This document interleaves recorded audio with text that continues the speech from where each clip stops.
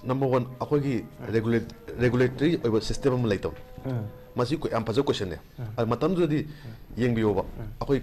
pauche sing da hapa pakan se front page da Birla Emporium. Lupa lakh ani dagi mathak thambiu Birla Finance ko adagi Birla Taxi adagi Birla factor kano akhoi gi thau ko Birla gi adu Birla gi laundry kaina akhoi gi phaja pauche gi mamang se jacket cover tokani cover da hape adu hoarding mayam se hoarding tawni aduna sing se ethical oiba advertisement nate yes cover sing ju problem soiba khar lei haiba atadi masigi mi je moina haining se akhoi cover da hai hapro kan akhoi dong onhala ka da hai question su le dune masi aduna masigi miyam na cover da hapa abani adagi asma akhoi gi salai gi kano ga su smaina lep tana kotana yam tawgidna lamjing bagi aeroplane service to doini kaina wari miyama adu miyam je taseng na loina mak changel rubne maramdi akhoi gi advertising sida su bera amale akhoi false advertising haidu tare ko unethical advertisement natte makoi je cover da hapa abani mina hari je chuma bani sini adu tagri akhoi su investor se hana manipur gi miyam da taseng ha kanda financial akhoi gi knowledge yam ka hana lei ba akhoi kunai makti natte akhoi se kari gi no 3% ai je PA na khanba kunai ne 3% hai 36% ne chahin de natro adu tagri moina pini haiba revenue tuna 5% 10% adu karam ba thabak torgono mana chama da chama yang khai tong do karam ba karban karam se ta chawda laksage ta chawba hojik si ai khoi na masigi fraud activities mayam se expose tong no honor pagi initiative sigi makha tar pa ngasi se ani suba episode se tawje ai dane koi farming ai dane ai koi program forum dai si che se pirak pasi ta chawba hojik taunariba mayam si khoi gi ta chawna su choi uramani masigi association phau semgre mi mayam ba masida effect tawdana yengo paisa nuksa leitaba mayum hingon thamba yawre ko mayum hingon je bandan thamaga paisa piba yawnari to mi tum tak pa ya ba phibam dane ba lut tawre je kamai yeng ta chaw masi khoi phibam si khoi gi sigi CSM de khoi gi signature su yawdre aduga mana credible oiba mom da thak ko sunate ko aduga kanana thak pono magi designation kaino vihan gi chairman tharaira habis amdo amuga da haidare yours lokho nga yawdre ji da adu masigi keno sidi mi khaduna intimidation noida kitang ki hanna ba natraga break up phana ba gi mongni adu sai miras na habi gre we are going full speed daga le te ko adu sidi han khatana te akoi manipur le riba akoi gi tongan ba 2007 8 adai dagi go bedra 7 8 9 7 adai dagi hauna akoi gi pokhai bi hai namale me pokhai bi se kai no hakana mi kun ma khomo tung sida TBI habane aduga mi kun ma su bukan sida laptop om phange adagi nang yet amadi oi sigi tawkan sida mi ni puthro nang gi mungi mi aduga me pisa phangni su yo kan dan adu yamna akoi gi wildfire gi type ta matam da mai sak pai type ta mayam se ta paisa se pisan na kan sida ai yauge nang ai makha ai na mai makha adu dan to kan sida ai ngun su ai sum khang pa hai tare it came to my knowledge adu kan sida in khale ka in to jo na adu thigale pa kan sida kai no ha kan sida ponzi scheme hai ba je kai no hai ba je thigale first oina matam du da ina pau ju thigala matung sida sigi pot sida miam da paisa se laure lupa lising manga ra tara ra laure tara laure matung sida akhoi gi aingon da paisa ka pire ada mi ji sum matang sum chala kan se last di magi pyramid hai tare akhoi sumai leba pyramid ki base sida di akhoi gi mathak ki mi miam sina amakhai mi sina mathak inka ki hai tare a top ki mi sine ba scam masters sigi makha sida mi je matang sumai sum le sok thok ni pyramid ultimately paisa piningai lektra kan se mai mathun sida gi paisa je pikatningai lektra kan se pyramid se kai it crashes ana pyramid crash to kan sida khoi gi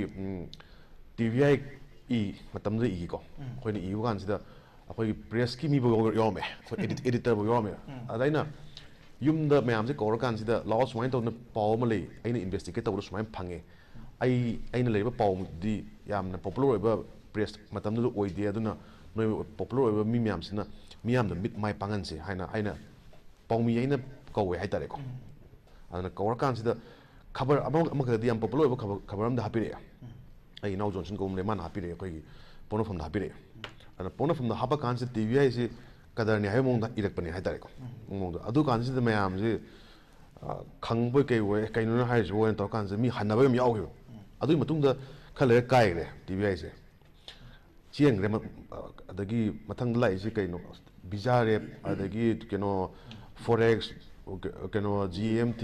ꯑꯗꯒꯤ MD FI ꯌꯨꯅꯤꯄꯦ ꯀꯣ GD ꯄꯦ ꯁꯤ ꯃꯌꯥꯝꯁꯦ ꯂꯣꯏ ꯇꯥꯟꯅꯔꯛꯑꯦ ꯍꯥꯏꯇꯥꯔꯦ ꯁꯨꯝ ꯇꯥꯟꯅꯔꯦ ꯃꯌꯥꯝꯅ ꯁꯨꯝ ꯍꯥꯏ ꯑꯗꯨꯒꯤ ꯃꯇꯨꯡꯗ ꯀꯃꯥꯏꯅ ꯇꯧꯒꯦꯗ ꯍꯧꯖꯤꯛꯀꯤ ꯍꯥꯏꯔꯤꯕ ꯃꯣꯏꯒꯤ MO ꯃꯣꯗꯁ ꯑꯣꯄꯔꯥꯟꯇꯤꯗꯤ ꯆꯞ ꯃꯥꯟꯅꯩꯕ ꯑꯩꯅ ꯈꯪꯅꯕ ꯑꯩꯒꯤ ꯃꯤ ꯑꯩꯒꯤ ꯅꯛꯅꯕ ꯑꯩꯒꯤ ꯐꯦꯃꯤꯂꯤ ꯃꯦꯝꯕꯔꯁꯇ ꯆꯠꯂꯣ ꯍꯥꯏꯔꯨꯔꯣ ꯑꯗꯨꯒ ꯄꯩꯁꯥꯒꯤ ꯁꯤ ꯌꯥꯝ ꯐꯪꯒꯅꯤ ꯅꯪꯒꯤ ꯔꯤꯋꯥꯔꯗ ꯐꯪꯅꯤ ꯘꯔꯤ ꯐꯪꯅꯤ ꯀꯥꯔ ꯐꯪꯅꯤ ꯑꯗꯨ ꯇꯧꯅꯤ ꯄ꯭ꯂꯥꯇꯤꯅꯝ ꯀꯥꯒꯅꯤ ꯑꯗꯨ ꯇꯧꯅꯤ ꯍꯥꯏ ꯀꯥꯟꯁꯤꯗ ꯑꯗꯨꯕꯨ ꯃꯣꯏꯒꯤ ꯕꯤꯖꯤꯅꯦꯁ ꯁ꯭ꯀꯤꯝꯁꯦ ꯁꯤꯗꯤ ꯎꯠꯇꯕ ꯍꯥꯏꯇꯥꯔꯦ ꯍꯧꯖꯤꯛ ꯂꯥꯛꯏꯕ ꯆꯦꯁꯤ ꯕꯤꯍꯥꯟꯅ ꯍꯥꯏꯁꯦ ꯃꯣꯏ ꯄꯣꯠ ꯌꯣꯜꯂꯦ ꯍꯥꯏ ꯀꯔꯤ ꯄꯣꯠꯅꯣ ꯃꯣꯏ ꯌꯣꯜꯂꯤꯁꯦ ꯕꯠ ꯐ꯭ꯔꯟꯠ ꯍꯥꯏꯅ ꯑꯃ ꯂꯩꯗꯅ ꯑꯩꯈꯣꯏꯒꯤ ꯐ꯭ꯔꯟꯠ ꯑꯃ ꯎꯍꯟꯕ ꯍꯥꯏꯇꯥꯔꯦ ꯑꯩꯅ ꯃꯣꯕꯥꯏꯜꯁꯤꯃꯗꯤ ꯌꯣꯜꯂꯦ ꯃꯣꯕꯥꯏꯜꯁꯤ ꯄꯩꯁా ꯌꯥꯝꯅ ꯇꯥꯡꯕ ꯃꯣꯕꯥꯏꯜꯅꯤ ꯁꯤ ꯑꯩꯈꯣꯏꯒꯤ ꯔꯤꯋꯥꯔꯗ ꯑꯣꯏꯅ ꯐꯪꯅꯤ ꯅꯪꯅ ꯃꯤ 10 ꯈꯣꯝꯕ ꯉꯝ ꯇꯥꯔꯒꯗꯤ ꯍꯥꯏꯕꯒꯤ ꯄꯣꯠꯇꯨꯗ ꯃꯤꯁꯤꯡꯁꯤꯗ ꯑꯩꯈꯣꯏꯒꯤ ꯈꯤꯇꯪ ꯀꯩꯅꯣ ꯇꯧꯕ ꯍꯥꯏꯇꯥꯔꯦ ꯏꯟꯇꯥꯏꯁ ꯇꯧꯕ ꯍꯥꯏꯇꯥꯔꯦ ꯑꯩꯈꯣꯏꯒꯤ ꯈꯣꯏ ꯊꯥꯛꯑ ꯃꯇꯨꯡꯁꯤꯗ ꯑꯩꯈꯣꯏꯒꯤ ꯃꯤꯁꯤꯡꯁꯤꯗ ꯃꯥꯒꯤ ꯐꯦꯃꯤꯂꯤ ꯃꯔꯤ ꯃꯇꯥꯁꯤꯡꯁꯤꯗ ꯄꯩꯁꯥ ꯈꯣꯝꯍꯜꯂꯅꯤ ꯑꯗꯨꯒ ꯋꯥꯟꯁ ꯍꯧꯖꯤꯛ ꯍꯥꯏꯕ ꯚꯤꯖꯥ ꯔꯦꯞ ꯍꯥꯏꯅ ꯄꯜꯂꯝꯃꯤꯗꯣ ꯚꯤꯖꯥ ꯔꯦꯞꯁꯦ ꯑꯩꯅ ꯁꯨꯝ ꯄꯥꯕ ꯀꯥꯟꯗ ꯀ꯭ꯔꯣꯔꯁꯦ ꯃꯣꯔ ꯗꯦꯟ 400-500 crores ꯃꯅꯤꯄꯨꯔꯗꯒꯤ ꯃꯇꯝꯗꯨꯗ ꯄꯨꯔ ꯆꯠꯈ꯭ꯔꯕꯅꯤ ꯑꯗꯨꯒꯤ ꯃꯇꯨꯡꯁꯤꯗ ꯚꯤꯖꯥ ꯔꯦꯞꯁꯦ ꯀꯥꯏꯅꯦꯅ ꯑꯩꯅ ꯏꯕ ꯀꯥꯟꯗ ꯀꯃꯥꯏꯅ ꯇꯧꯒꯦ ꯍꯥꯏꯕꯨ ꯑꯩꯈꯣꯏ ꯄ꯭ꯔꯦꯁꯁꯤꯗ ꯃꯩ ꯊꯥꯅꯤ ꯁꯤꯅꯤ ꯃꯇꯝꯗꯨꯗ ꯏꯝꯐꯥꯜ ꯐ꯭ꯔꯤ ꯄ꯭ꯔꯦꯁꯇ ꯂꯩ ꯑꯗ ꯚꯤꯖꯥ ꯔꯦꯞꯅ ꯄꯩꯁꯥ ꯄꯤꯕ ꯉꯝꯃꯣꯏ ꯃꯁꯤꯁꯦ ꯄꯣꯟꯖꯤ ꯁ꯭ꯀꯤꯝꯅꯤ ꯍꯥꯏꯅ ꯏꯕ ꯀꯥꯟꯁꯤꯗ ꯑꯩꯉꯣꯟꯗ ꯂꯥꯛꯏꯕ ꯊ꯭ꯔꯦꯠ ꯑꯗꯒꯤ ꯑꯩꯉꯣꯟꯗ ꯃꯇꯝꯗꯨꯗ ꯌꯥꯝ ꯅꯣꯛꯅꯤꯡꯕ ꯑꯃꯅ ꯄꯥꯎꯁꯤ ꯏꯕ ꯀꯥꯟꯗ ꯑꯩꯈꯣꯏ ꯈꯕꯔꯁꯤꯗ ꯑꯌꯨꯛꯁꯤꯗ ꯃꯤ ꯃꯌꯥꯝ ꯑꯃ ꯂꯥꯛꯑꯦ ꯈꯕꯔ ꯄꯥ ꯂꯧꯅꯦꯅ ꯅꯨꯄꯥ ꯑꯃꯅ ꯍꯥꯏꯌꯦꯕ ꯑꯩ ꯀꯅꯥꯅꯣ ꯈꯪꯕꯣꯗꯦ ꯁꯤ ꯅꯨꯄꯥꯁꯦ ꯁꯤ ꯄꯥꯎꯁꯦ ꯆꯥꯎꯕ ꯀꯧꯕ ꯅꯨꯄꯥ ꯑꯃꯅ ꯏꯕꯅꯦ ꯁꯥꯔꯁꯤꯅꯦ ꯃꯥ ꯍꯥꯏꯁꯦ ꯊꯥꯖꯗ꯭ꯔꯤꯅꯤꯀꯣ ꯍꯧꯖꯤꯛ ꯀꯩꯅꯣꯅ ꯄꯨꯊꯣꯛꯏꯕ ꯄꯣꯠꯁꯦ ꯇꯁꯦꯡꯅ ꯍꯥꯏꯔ ꯀꯥꯟꯁꯤꯗ ꯁ꯭ꯀꯦꯝꯅꯦ ꯄꯨꯊꯣꯛ ꯀꯥꯟꯁꯤꯗ ꯊꯥꯖꯗꯕ ꯃꯤ ꯃꯌꯥꯝ ꯌꯥꯎꯗꯣꯏꯅꯦꯕ ꯑꯗꯨ ꯃꯇꯝꯁꯤꯗꯁꯨ ꯑꯩꯈꯣꯏꯒꯤ ꯀꯩ ꯍꯥꯏꯇꯥꯔꯦ ꯄꯣꯟꯖꯤ ꯁ꯭ꯀꯤꯝ ꯑꯗꯒꯤ ꯀꯗꯔꯒꯤ ꯂꯩꯔꯤꯕ ꯑꯩꯈꯣꯏꯒꯤ ꯃꯥꯔꯀꯦꯇꯤꯡ ꯇꯧꯕ ꯃꯥꯟꯕ ꯗꯥꯏꯔꯦꯛ ꯃꯥꯔꯀꯦꯇꯤꯡꯅꯁꯨ ꯍꯥꯏꯕ ꯃꯌꯥꯝꯁꯤ ꯇꯧꯔꯀꯥꯟꯗ ꯃꯅꯤꯄꯨꯔꯗꯒꯤ ꯀꯔꯣꯔ ꯂꯣꯏꯃꯜꯂ ꯆꯠꯈ꯭ꯔꯕꯅꯦꯕ ꯄꯨꯈ꯭ꯔꯕꯅꯦ ꯑꯗꯨꯒꯤ ꯃꯇꯨꯡꯗ ꯀꯅꯥ ꯂꯥꯛꯏ ꯀꯩ ꯂꯥꯛꯀꯦ ꯍꯥꯏ ꯀꯥꯟꯁꯤꯗ ꯑꯗꯨꯒ ꯋꯥꯟ ꯃꯦꯟ ꯊꯤꯡ ꯃꯤꯔꯥꯖꯅꯁꯨ ꯈꯪꯕꯤꯒꯗꯕꯅ ꯍꯧꯖꯤꯛꯀꯤ ꯃꯣꯏꯒꯤ ꯚꯤꯛꯇꯤꯝꯁꯤꯡꯁꯤꯅ ꯄ꯭ꯔꯦ ꯇꯧꯗꯣꯏꯁꯦ ꯐꯣꯔ ꯑꯦꯛꯖꯥꯝꯄꯜ ꯃꯤꯔꯥꯖꯀ ꯑꯩꯒ ꯇꯧꯔꯦꯅ ꯈꯜꯁꯤꯅꯦ ꯑꯩꯅ ꯃꯤꯔꯥꯖꯇ ꯈꯣꯝꯃꯦ ꯑꯗ ꯃꯤꯔꯥꯖꯅꯗꯤ ꯑꯩꯒꯤ ꯃꯥ ꯌꯦꯡꯗꯣꯏꯅꯦꯕ ꯆꯥꯎꯕꯗ ꯑꯃꯨꯛ ꯄꯩꯁꯥꯁꯦ ꯑꯃꯨꯛ ꯊꯧꯔꯨꯕꯗ ꯑꯃꯨꯛ ꯏꯀꯥꯏꯔꯅꯤꯗ ꯅꯠꯇ꯭ꯔꯥ ꯑꯩꯁꯨ ꯃꯊꯥ ꯁꯥꯕꯤ ꯐꯦꯃꯤꯂꯤꯁꯨ ꯑꯣꯏꯔꯦ ꯅꯠꯇ꯭ꯔꯥ ꯃꯔꯤ ꯃꯇꯥꯁꯨ ꯑꯣꯏꯔꯦ ꯐ꯭ꯔꯦꯟ ꯑꯣꯏꯔꯦ ꯀꯃꯥꯏꯅ ꯇꯧꯅꯤ ꯍꯥꯏꯕꯒꯤ ꯄꯣꯠ ꯑꯃ ꯂꯩꯅ ꯐꯔꯦ ꯑꯗꯨ ꯇꯥꯔꯒꯗꯤ ꯂꯦꯁ ꯀꯠ ꯑꯋꯥꯔ ꯂꯣꯁꯦꯁ ꯑꯩꯈꯣꯏ ꯃꯥꯡꯕ ꯈꯔ ꯃꯥꯡꯖꯔꯦ ꯑꯗꯨ ꯁꯤꯗ ꯎꯄꯥꯏꯗꯤ ꯀꯩ ꯂꯩꯔꯤ ꯁꯤꯅꯤ ꯃꯌꯥꯝ ꯈꯟꯅꯗꯣꯏꯁꯦ ꯑꯗꯨꯅ ꯍꯧꯖꯤꯛ ꯍꯥꯏꯔꯤꯕ ꯁ꯭ꯀꯦꯝꯁꯇ ꯃꯣꯏꯒꯤ ꯐ꯭ꯔꯣꯗ ꯇꯧꯔꯤꯕ ꯀꯥꯡꯕꯨꯁꯤꯡꯁꯦ 420 ꯃꯈꯥꯗ ꯐꯥꯕ ꯌꯥꯕ ꯀꯥꯡꯕꯨ ꯃꯌꯥꯝꯁꯦ ꯃꯣꯏꯅ ꯇꯧꯔꯤꯕ ꯀꯥꯔꯟ ꯍꯥꯏꯇꯥꯔꯦ ꯃꯁꯤꯁꯦ ꯐꯦꯃꯤꯂꯤ ꯃꯦꯝꯕꯔꯁ ꯑꯗꯒꯤ ꯐ꯭ꯔꯦꯟꯁꯇ ꯇꯧꯋꯦ ꯅꯤꯌꯔ ꯑꯦꯟ ꯗꯤꯌꯔ ꯋꯥꯟꯁꯇ ꯇꯥꯆꯧꯕꯁꯤꯗ ꯀꯣꯏꯁꯟ ꯑꯃꯈꯛ ꯂꯩꯔꯤꯌꯦ ꯑꯩꯈꯣꯏ ꯑꯦꯅꯤ ꯁꯤꯒꯨꯝꯕ ꯐ꯭ꯔꯣꯗꯨꯂꯦꯟ ꯑꯣꯏꯕ ꯅꯠꯇ꯭ꯔꯒ ꯁ꯭ꯀꯦꯝ ꯑꯃ ꯁ꯭ꯀꯦꯟꯗꯜ ꯑꯃ ꯊꯣꯛꯂꯛꯑꯀꯥꯟꯗ ꯃꯅꯤꯄꯨꯔꯗ ꯌꯥꯝ ꯊꯤꯅ ꯆꯥꯎꯅ ꯊꯣꯛꯂꯛꯑꯦꯕꯀꯣ ꯍꯥꯏꯗꯤ ꯄꯣꯠꯁꯦ ꯀꯥꯏꯔꯛꯄ ꯀꯥꯟꯗ ꯁꯨꯃꯥꯏꯅ ꯇꯧꯔꯒ ꯄꯩꯁా ꯈꯣꯝꯒꯠꯂꯝꯃꯦ ꯈꯣꯠꯂꯝꯃꯦ ꯑꯗꯨ ꯇꯧꯔꯝꯃꯦ ꯁꯦꯟꯗꯣꯏ ꯄꯤꯅꯤ ꯍꯥꯏꯕꯅꯤ ꯈꯪꯗꯦ ꯉꯁꯥꯏ ꯄꯤꯔꯥꯃꯤꯠ ꯉꯁꯥꯏꯒꯤ ꯄꯣꯟꯖꯤ ꯁ꯭ꯀꯤꯝꯒꯤ ꯊ꯭ꯔꯨꯗ ꯃꯌꯥꯝꯗꯩ ꯂꯨꯠ ꯇꯧꯈ꯭ꯔꯦ ꯈꯣꯠꯈ꯭ꯔꯦꯁꯦ ꯈꯕꯔꯗ ꯇꯤꯚꯤꯗ ꯑꯗꯒꯤ ꯁꯣꯁꯤꯌꯦꯜ ꯃꯦꯗꯤꯌꯥꯗ ꯄꯨꯡꯆꯥꯏ ꯆꯥꯏꯈ꯭ꯔꯦꯕ ꯆꯥꯏꯔꯕ ꯃꯇꯨꯡꯗ ꯁꯦꯝ ꯆꯞ ꯃꯥꯟꯅꯕ ꯄ꯭ꯔꯣꯁꯦꯁ ꯑꯃꯗ ꯆꯞ ꯃꯥꯟꯅꯕ ꯁꯤꯁꯇꯦꯝ ꯑꯃꯁꯨ ꯑꯃꯨꯛ ꯖꯁ ꯑꯣꯐ ꯐ꯭ꯂꯣꯔꯤꯁ ꯇꯧꯔꯛꯑꯦꯕ ꯄ꯭ꯔꯣꯒ꯭ꯔꯦꯁ ꯃꯅꯤꯄꯨꯔꯗ ꯇꯧꯕꯁꯦ ꯌꯥꯝ ꯂꯥꯏꯌꯦꯕ ꯑꯗꯨ ꯃꯅꯤꯄꯨꯔꯗ ꯏꯁꯝ ꯁꯝꯅ ꯑꯩꯈꯣꯏ ꯃꯃꯤꯡ ꯄꯟꯗ꯭ꯔꯒꯁꯨ ꯃꯥꯏꯀ꯭ꯔꯣ ꯐꯥꯏꯅꯥꯟꯁꯇ in terms of thousands of ꯀ꯭ꯔꯣꯔꯗ ꯃꯅꯤꯄꯨꯔꯗ ꯂꯨꯠ ꯇꯧꯕꯁꯦ ꯁꯦꯝ ꯄ꯭ꯔꯣꯁꯦꯁꯇ ꯌꯥꯝ ꯇꯣꯏꯅ ꯊꯣꯛꯑꯦꯕ ꯇꯥꯆꯧꯕ ꯀꯃꯥꯏꯅꯅꯣ ꯁꯤ ꯃꯅꯤꯄꯨꯔꯗ ꯇꯧꯕ ꯌꯥꯔꯤꯁꯦ ꯁꯤꯗꯤ ꯍꯪꯅꯤꯡꯉꯤꯁꯤ ꯅꯝꯕꯔ ꯋꯥꯟ ꯑꯩꯈꯣꯏꯒꯤ ꯔꯦꯒꯨꯂꯦꯇꯔꯤ ꯑꯣꯏꯕ ꯁꯤꯁꯇꯦꯝ ꯑꯃ ꯂꯩꯇꯕ ꯃꯁꯤ ꯌꯥꯝ ꯐꯖꯕ ꯀꯣꯏꯁꯟꯅꯦ ꯃꯇꯝꯗꯨꯗꯗꯤ ꯌꯦꯡꯕꯤꯌꯣꯕ ꯑꯩꯈꯣꯏ ꯄꯥꯎꯆꯦꯁꯤꯡꯗ ꯍꯥꯄꯛꯄ ꯀꯥꯟꯁꯤꯗ ꯐ꯭ꯔꯟꯠ ꯄꯦꯖꯇ ꯕꯤꯔꯂꯥ ꯑꯦꯝꯄꯣꯔꯤꯌꯝ ꯂꯨꯄꯥ ꯂꯥꯛ 2ꯗꯒꯤ ꯃꯊꯛꯇ ꯊꯝꯕꯤꯌꯨ ꯕꯤꯔꯂꯥ ꯐꯥꯏꯅꯥꯟꯁ ꯀꯣ ꯑꯗꯒꯤ ꯕꯤꯔꯂꯥ ꯇꯦꯛꯁꯤ ꯑꯗꯒꯤ ꯕꯤꯔꯂꯥ ꯐꯦꯛꯇꯔ ꯀꯩꯅꯣ ꯑꯩꯈꯣꯏꯒꯤ ꯊꯥꯎ ꯀꯣ ꯕꯤꯔꯂꯥꯒꯤ ꯑꯗꯨ ꯕꯤꯔꯂꯥꯒꯤ ꯂꯣꯟꯗ꯭ꯔꯤ ꯀꯥꯏꯅ ꯑꯩꯈꯣꯏꯒꯤ ꯐꯖꯕ ꯄꯥꯎꯆꯦꯒꯤ ꯃꯃꯥꯡꯁꯨ ꯖꯦꯀꯦꯠ ꯀꯣꯚꯔ ꯇꯧꯔꯛꯀꯅꯦꯕ ꯈꯕꯔꯗ ꯍꯥꯞꯄꯦ ꯑꯗꯨ ꯍꯣꯔꯗꯤꯡ ꯃꯌꯥꯝꯁꯦ ꯍꯣꯔꯗꯤꯡ ꯇꯧꯔꯅꯤ ꯑꯗꯨꯅ ꯁꯤꯒꯤꯁꯦ ꯑꯦꯊꯤꯀꯦꯜ ꯑꯣꯏꯕ ꯑꯦꯗꯚꯔꯇꯤꯁꯃꯦꯟ ꯅꯠꯇꯦꯕ ꯈꯕꯔꯁꯤꯡꯒꯤꯁꯨ ꯄ꯭ꯔꯣꯕ꯭ꯂꯦꯝ ꯁꯣꯏꯕ ꯈꯔ ꯂꯩ ꯍꯥꯏꯕ ꯇꯥꯔꯗꯤ ꯃꯁꯤꯒꯤ ꯃꯤꯁꯦ ꯃꯣꯏꯅ ꯍꯥꯏꯅꯤꯡꯉꯤꯁꯦ ꯑꯩꯈꯣꯏ ꯈꯕꯔꯗ ꯍꯌꯦꯡ ꯍꯥꯞꯄꯀꯥꯟꯗ ꯑꯩꯈꯣꯏꯗ ꯑꯃꯨꯛ ꯑꯣꯟꯍꯜꯂꯛꯀꯗ꯭ꯔꯥ ꯍꯥꯏꯕ ꯀꯣꯏꯁꯟ ꯑꯃꯁꯨ ꯂꯩꯗꯣꯏꯅꯦꯕ ꯁꯤꯁꯦ ꯑꯗꯨꯅ ꯃꯁꯤꯒꯤ ꯃꯤꯌꯥꯝꯅ ꯈꯕꯔꯗ ꯍꯥꯞꯄꯛꯑꯕꯅꯤ ꯑꯗꯒꯤ ꯑꯁ ꯃꯥ ꯑꯩꯈꯣꯏꯒꯤ ꯁꯂꯥꯏꯒꯤ ꯀꯩꯅꯣꯒꯁꯨ ꯁꯨꯃꯥꯏꯅ ꯂꯦꯞꯇꯅ ꯈꯣꯠꯇꯅ ꯌꯥꯝ ꯇꯧꯈꯤꯗꯅ ꯂꯝꯖꯤꯡꯕꯒꯤ ꯑꯦꯔꯣꯄ꯭ꯂꯦꯟ ꯁꯥꯔꯚꯤꯁ ꯇꯧꯗꯣꯏꯅꯤ ꯀꯥꯏꯅ ꯋꯥꯔꯤ ꯃꯌꯥꯝ ꯑꯃ ꯑꯗꯨꯗ ꯃꯌꯥꯝꯁꯦ ꯇꯁꯦꯡꯅ ꯂꯣꯏꯅꯃꯛ ꯆꯪꯁꯤꯜꯂꯨꯕꯅꯦꯕ ꯃꯔꯝꯗꯤ ꯑꯩꯈꯣꯏꯒꯤ ꯑꯦꯗꯚꯔꯇꯥꯏꯖꯤꯡꯁꯤꯗꯁꯨ ꯕꯦꯔꯥ ꯑꯃ ꯂꯩ ꯑꯩꯈꯣꯏꯒꯤ ꯐꯣꯜꯁ ꯑꯦꯗꯚꯔꯇꯥꯏꯖꯤꯡ ꯍꯥꯏꯕ ꯇꯥꯔꯦꯀꯣ ꯑꯗꯨꯅ ꯑꯦꯊꯤꯀꯦꯜ ꯑꯣꯏꯕ ꯑꯦꯗꯚꯔꯇꯥꯏꯖꯃꯦꯟꯠ ꯅꯠꯇꯦ ꯃꯈꯣꯏꯁꯦ ꯑꯗꯨ ꯈꯕꯔꯗ ꯍꯥꯞꯄꯛꯑꯕꯅꯤ ꯃꯤꯅ ꯍꯥꯏꯔꯤꯁꯦ ꯆꯨꯝꯃꯕꯅꯤ ꯁꯤꯅꯤ ꯑꯗꯨ ꯇꯥꯔꯒꯗꯤ ꯑꯩꯈꯣꯏꯁꯨ ꯏꯟꯚꯦꯁ ꯇꯧꯔꯁꯦ ꯍꯥꯏꯅ ꯃꯅꯤꯄꯨꯔꯒꯤ ꯃꯤꯌꯥꯝꯗ ꯇꯁꯦꯡꯅ ꯍꯥꯏꯔꯀꯥꯟꯗ ꯐꯥꯏꯅꯥꯟꯁꯤꯌꯦꯜ ꯑꯩꯈꯣꯏꯒꯤ ꯅꯣꯂꯦꯖ ꯌꯥꯝ ꯀꯥ ꯍꯦꯟꯅ ꯂꯩꯕ ꯑꯩꯈꯣꯏꯒꯤ ꯈꯨꯟꯅꯥꯏꯃꯛꯇꯤ ꯅꯠꯇꯦ ꯑꯩꯈꯣꯏꯒꯤꯁꯦ ꯀꯔꯤꯒꯤꯅꯣꯗ 3% ꯍꯥꯏꯕꯁꯦ ꯄꯤꯛꯑꯦꯅ ꯈꯟꯕ ꯈꯨꯟꯅꯥꯏꯅꯦꯕ 3% ꯍꯥꯏꯁꯦ 36%ꯅꯦꯕ ꯆꯍꯤ ꯑꯃꯗ ꯅꯠꯇ꯭ꯔꯣ ꯑꯗꯨ ꯑꯣꯏꯇꯥꯔꯒꯗꯤ ꯃꯣꯏꯅ ꯄꯤꯅꯤ ꯍꯥꯏꯕ ꯔꯦꯚꯤꯅ꯭ꯌꯨꯗꯨꯅ 5% 10% ꯑꯗꯨꯗꯤ ꯀꯔꯝꯕ ꯊꯕꯛ ꯇꯧꯔꯒꯅꯣ ꯃꯥꯅ ꯆꯥꯝꯃꯗ 150 ꯇꯣꯡꯗꯣꯏꯁꯦ ꯀꯔꯝꯕ ꯀꯔꯕꯥꯔꯅꯣ this is ꯌꯥꯝ ꯆꯝꯅ ꯃꯁꯤ ꯇꯥꯖꯧꯕꯅ ꯍꯪꯉꯤꯕ ꯋꯥꯍꯪꯁꯦ ꯁꯤꯅꯦꯕ ꯑꯩꯈꯣꯏꯒꯤ ꯃꯌꯥꯝꯗ ꯍꯪꯕ ꯌꯥꯕ ꯑꯆꯧꯕ ꯋꯥꯍꯪꯁꯦ ꯅꯠꯇꯦ ꯀꯔꯝꯕ ꯀꯔꯕꯥꯔ ꯄ꯭ꯔꯤꯊꯤꯕꯤꯗ ꯂꯩꯒꯗꯒꯦꯕ ꯍꯥꯏꯗꯤ 150 ꯑꯩꯈꯣꯏꯒꯤ ꯒꯚꯔꯟꯃꯦꯟꯠꯒꯤ ꯁꯦꯟꯗꯣꯡꯁꯦ ꯇꯥꯖꯧꯕ ꯑꯩ as per my readings ꯑꯩꯈꯣꯏ LICꯅ ꯄꯤꯔꯤꯕ ꯏꯟꯇꯔꯦꯁꯁꯤꯅ ꯈ꯭ꯋꯥꯏ ꯆꯥꯎꯋꯦ ꯍꯥꯏꯌꯦ ꯑꯩꯈꯣꯏ ꯒꯚꯔꯟꯃꯦꯟꯠꯒꯤ ꯑꯣꯏꯅ ꯄꯤꯔꯤꯕ ꯃꯥꯅ ꯄꯤꯕꯁꯨ ꯈ꯭ꯋꯥꯏ ꯉꯝꯃꯦ ꯍꯥꯏꯌꯦ ꯄ꯭ꯔꯣꯐꯤꯠ ꯑꯥꯔꯅꯤꯡꯁꯤꯗ ꯑꯗ ꯀꯃꯥꯏꯅ LICꯅ ꯅꯠꯇ꯭ꯔꯒꯅ SBIꯅ ꯅꯠꯇ꯭ꯔꯒꯅ ꯏꯚꯟ ꯄ꯭ꯔꯥꯏꯚꯦꯠ ꯕꯦꯡꯀꯤꯡ ꯑꯇꯩ ꯍꯥꯏꯔꯣ ꯂꯩꯔꯤꯕ ꯁꯤꯒꯤ ꯕꯦꯡꯛ ꯃꯌꯥꯝꯁꯤꯅ ꯄꯤꯕ ꯉꯝꯗꯕ ꯏꯟꯇꯔꯦꯁꯁꯤ ꯀꯃꯥꯏꯅ ꯑꯩꯈꯣꯏ ꯃꯅꯤꯄꯨꯔꯗ ꯑꯣꯄꯔꯦꯠ ꯇꯧꯕ ꯃꯥꯏꯀ꯭ꯔꯣ ꯐꯥꯏꯅꯥꯟꯁꯁꯤꯡꯁꯤꯗ ꯄꯤꯕ ꯉꯝꯗꯣꯏꯅꯣꯕ ꯁꯤꯗ ꯔꯦꯁꯄꯣꯟꯁꯤꯕꯤꯂꯤꯇꯤꯁꯤ ꯉꯁꯥꯏ ꯇꯧꯔꯤꯕ ꯃꯤꯗꯨꯈꯛ ꯅꯠꯇꯕ ꯄꯤꯔꯤꯕ ꯑꯩꯉꯣꯟꯗꯁꯨ ꯑꯔꯦꯝꯕ ꯌꯥꯝ ꯄꯥꯝꯕ ꯑꯣꯏꯖꯕ ꯌꯥꯝ ꯄꯥꯝꯕꯒꯤ ꯀꯣꯏꯁꯟ ꯑꯃꯗꯤ ꯑꯗꯨꯝ ꯌꯥꯎꯗꯕ ꯅꯠꯇꯦ ꯑꯆꯧꯕꯗ ꯑꯃꯨꯛ ꯂꯥꯛꯆꯒꯦ ꯑꯣꯖꯥ ꯑꯆꯧꯕꯗ ꯑꯃꯨꯛ ꯂꯥꯛꯆꯅꯤꯡꯕꯁꯤꯗ ꯉꯁꯥꯏ ꯌꯥꯝꯅ ꯅꯨꯡꯉꯥꯏꯔꯤꯕ ꯍꯥꯏꯒꯗ꯭ꯔꯥ ꯅꯨꯡꯉꯥꯏꯕꯗꯤ ꯅꯠꯇ꯭ꯔꯦꯀꯣ ꯏꯟꯇꯔꯦꯁꯇꯤꯡ ꯑꯣꯏꯕ ꯍꯥꯏꯇꯥꯔꯦ ꯏꯪꯂꯤꯁꯀꯤ ꯋꯥꯍꯩꯗꯅ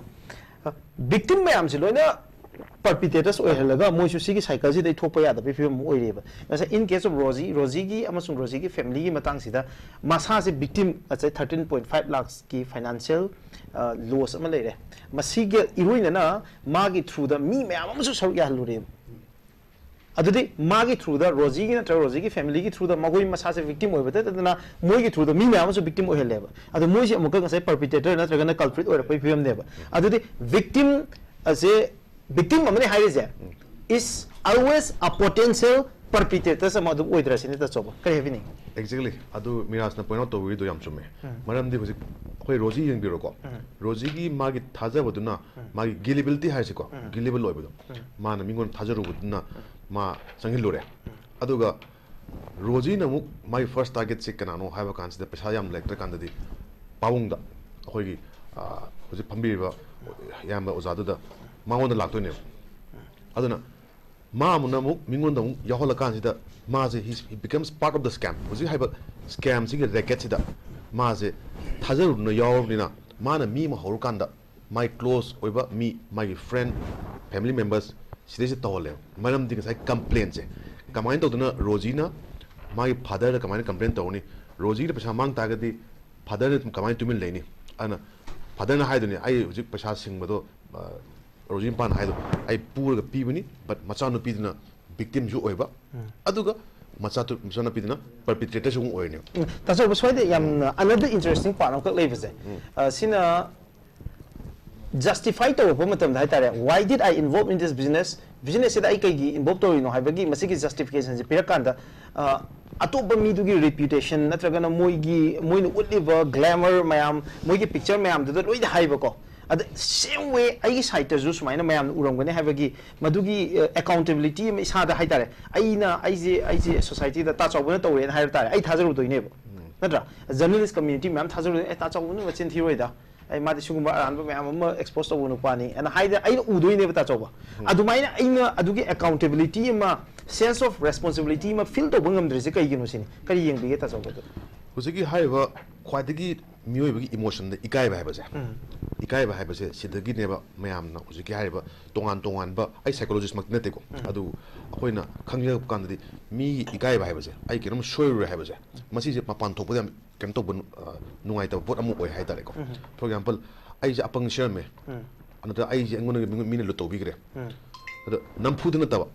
ꯃꯤꯁꯦ ꯀꯗꯔ ꯇꯧꯔꯒ ꯂꯧꯈꯤꯕꯁꯦ ꯑꯩꯁꯦ ꯑꯄꯪ ꯇꯥꯍꯧꯋꯦ ꯍꯥꯏꯕꯁꯦ ꯃꯁꯤ ꯑꯩꯒꯤ ꯍ꯭ꯌꯨꯃꯦꯟ ꯕꯤꯡ ꯑꯃ ꯑꯣꯏꯅ ꯃꯤ ꯑꯃ ꯑꯣꯏꯅ ꯃꯄꯥꯟ ꯊꯣꯛꯂꯛꯄꯗ ꯌꯥꯝꯅ ꯅꯨꯡꯉꯥꯏꯖꯗꯕ ꯏꯀꯥꯏꯕ ꯍꯪꯒꯣꯏꯖꯕ ꯄꯣꯠ ꯑꯃꯗꯤ ꯕꯔꯥ ꯄꯣꯛꯀꯅꯦꯕ ꯑꯗꯨꯅ